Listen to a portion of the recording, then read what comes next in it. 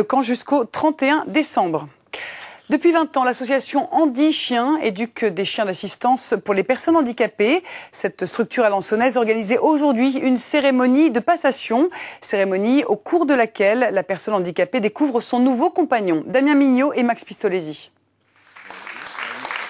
Des sourires, mais aussi des larmes. L'émotion est parfois trop forte. Édouard attend cette cérémonie depuis 2 ans. Cette rencontre avec Kaline va bouleverser sa vie. Et Kaline, elle va me permettre une très grande indépendance. Mon but principal, c'était de me trouver un travail, ce qui est fait, un appartement, ce qui est fait, et un travail, ce qui est fait, et un chien d'assistance. Donc c'est mission accomplie. Et merci à Andy Chien. Et puis voilà. C'est le bonheur. Ouais, c'est le pied. C'est vraiment le pied, comme on dit. Pendant 6 mois, ces labradors ou golden retrievers sont éduqués pour assister au mieux ces personnes handicapées.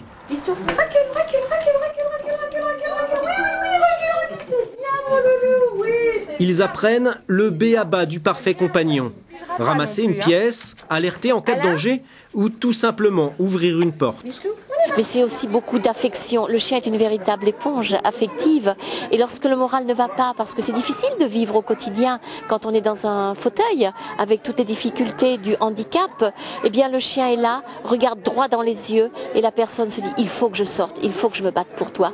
Et ça les aide à dépasser leurs propres limites. En 20 ans, les compétences d'Andy Chien ont dépassé nos frontières. Cette année, certains de ces animaux vont apprendre l'italien, le créole. Cayenne, lui, va s'initier à l'allemand. Il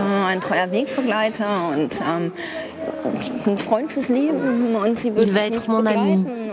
Ce chien va m'accompagner jour après jour. Il représente déjà beaucoup pour moi.